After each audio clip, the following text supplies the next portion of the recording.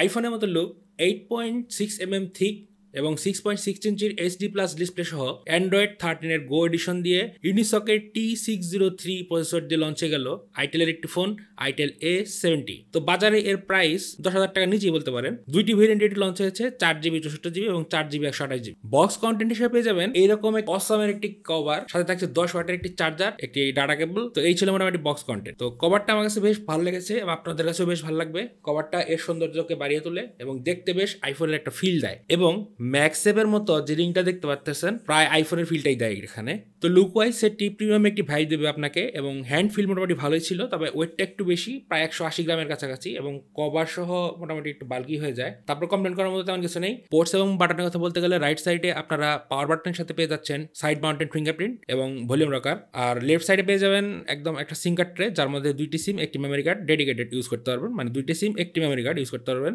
আর নিচের পোর্শনে পেয়ে যাবেন main speaker, type C port, main mic এবং 3.5mm হেডফোন জ্যাক, এবং উপরের দিকে একদম প্লেন থাকছে, কিছু থাকছে না। তো হ্যান্ড ফিল লুক ওয়াইজ বেশ ভালো ছিল, এবং ডিসপ্লেটা দেওয়া হয়েছে 6.6 ইঞ্চির একটি HD+ রেজলিউশন ডিসপ্লে, যেটি মোটামুটি 500 নিটসের মতো ব্রাইটনেস দিতে পারে, যার রেজলিউশন হচ্ছে 720x6012 পিক্সেলস এবং PPI হচ্ছে পিক্সেল পার ইঞ্চ 267। তো এই ডিসপ্লেটি কোয়ালিটি বেশ ভালোই ছিল, আপনি কন্টেন্ট ওয়াচিং করে বেশ মজা পাবেন, কোনো রকম ইস্যু লাগেনি আমার কাছে। এবং চিন বেজেল মোটামুটি প্রাইস অনুযায়ী ঠিকই ছিল, নিচের চিনটা একটু মোটা লাগতে পারে, তারপর প্রাইস অনুযায়ী আমি কমপ্লেন করবো না। তো এই প্রাইস যদি 5 ডিসপ্লে দেওয়া হতো তাহলে অনেকটাই ভালো লাগতো। তো এখানে ওয়াটার ড্রপ নচ দেওয়া হয়েছে, তবে একটা জিনিস বোনাস পাবেন, সেটা আইফোনের মধ্যে কিছুটা ডাইনামিক আইল্যান্ডের মধ্যে একটা অপশন দেওয়া আছে, যেটা আপনার ফোন করার সময়, চার্জিং এর সময়, ব্লুটুথ কানেক্টিভিটির সময়, মানে ইয়ারফোন অথবা গান শোনার সময় আপনারা এটা ফিল করতে পারবেন এবং দেখতে পারবেন। তো এর সাথে চার্জারের যে ব্যাপারটা, সেটা 10 ওয়াটের একটি চার্জার দেওয়া হয়েছে, এবং চার্জারটা দিয়ে চার্জ করতে এর 5000 মিলিঅ্যাম্পিয়ার ব্যাটারিকে আমার কাছে মোটামুটি 3.5 ঘন্টার মতো লেগেছে টোটাল, 0 থেকে 100%। তো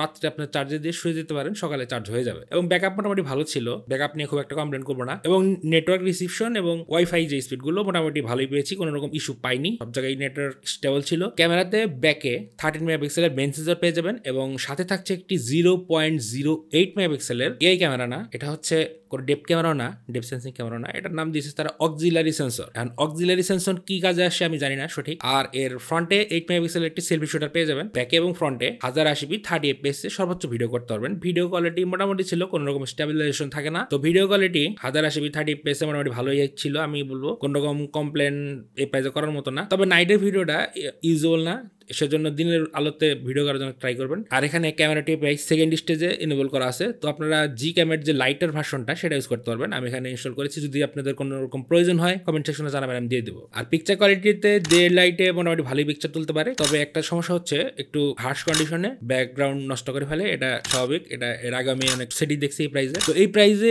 সেগমেন্টে মোটামুটি এরকমই পাবেন ক্যামেরা কোয়ালিটি। আর পোর্ট্রেটের ক্ষেত্রে এজ ডিরেকশন ছিল মোটামুটি, জোর করে আর কি ব্যাকগ্রাউন্ড ব্লার করা হয় সেটা বোঝা যায় একদম। তো ক্যামেরা মোটামুটি ইউজুয়াল ছিল, পোর্ট্রেট এবং নর্মাল মোডে মোটামুটি ভালো ছবি তুলতে পারে। তবে নাইটে আপনারা নাইট মোড থাকলেও, এটা লো লাইট একটি মোড দেওয়া আছে, তো সেটা থাকলেও আপনারা খুব একটা সুবিধা করতে পারবেন না, এবং জি ক্যামেরা খুব একটা সুবিধা করতে পারে না, দেখতে পারতেছেন। তো নাইটের ছবি সুবিধা না, তবে ডে লাইট ইউজুয়াল ছিল। পারফরমেন্স সেকশনে এটা থাকছে ইউনিসকের T603 প্রসেসর, এটি একটি অক্টাকোর প্রসেসর, তার সাথে পেয়ে যাবেন 64 এবং 128 এর eMMC স্টোরেজ এবং LPDDR4X এর র্যাম। তো এখানে 4GB র্যামের অপশনটাই দেওয়া আছে, তবে 6GB দিলে অবশ্য ভালো হতো। তো সেটটাতে ইউজ করতে গেলে কিছু কিছু জিটারিনেস পাবেন, এটা খেয়াল রাখবেন, এবং চেষ্টা করবেন VRAM মানে ভার্চুয়াল র্যাম যেটি, সেটা অফ করে ইউজ করার জন্য। এটার মধ্যে অফ করার অপশন আছে, অফ করে ইউজ করলে ভালো রকম একটা আউটপুট পাবেন। গেম টেম খেলার চেষ্টা করছি, পাবজি আমার খুব প্রিয় একটা গেম, আমি খেলার চেষ্টা করছি, তো খেলা যায় আর কি, না বলবো না, তবে সাজেস্ট করবো না, এরকম না।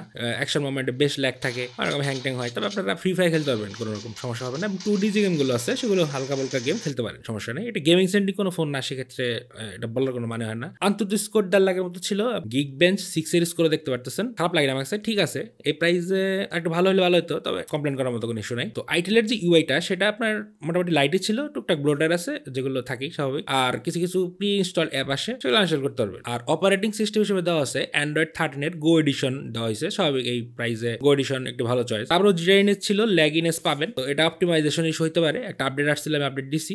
আর আমার কাছে মনে হয়েছে আপনার 464 যে ভার্সনটা, সেটা না নিয়ে 4128 যে ভার্সনটা, 500 টাকার ডিফারেন্স, আপনারা 4128 528 দিকে যান, ভালো একটা অপশন হতে পারে। আর যদি 464 জিবি নিতে চান তাহলে নিতে পারেন, সমস্যা নেই, তবে ভিরাম অফ করে ইউজ করবেন, তাতে স্টোরেজে কিছুটা বাড়বে আর আপনার সেটটাও বেশ ভালো পারফর্ম করবে। এবং লাইট যে ভার্সনগুলো আছে সফটওয়্যার সেগুলো ইউজ করার জন্য চেষ্টা করবেন, তো সেক্ষেত্রে ভালো একটা আউটপুট পাবেন এবং লং টাইম ইউজ করার মজা পাবেন। এখন কারা সেটটি নেবেন? আপনার যদি কোনো সেকেন্ডারি ডিভাইস দরকার হয়ে থাকে, স্টাইলিশ এবং বলতে পারেন ভালো একটি ব্যাটারি ব্যাকআপ সহ, তো সেক্ষেত্রে আইটেল একটি চয়েস হতে পারে। তাছাড়া আমি মনে করি না আর কোনো পারপাস আছে এটার, কারণ আপনি এটাতে হেভি গেমিং করতে পারবেন না, ভালো কোনো ফটোগ্রাফি করতে পারবেন না, এই প্রাইসে সম্ভব না প্র্যাকটিক্যালি যেটা। তো সেকেন্ডারি ডিভাইস হিসেবে মাস্ট প্রায়োরিটি থাকবে। তো এই ছিল আজকে ভিডিওটি ভালো লাগলে অবশ্যই লাইক কমেন্ট শেয়ার করবেন।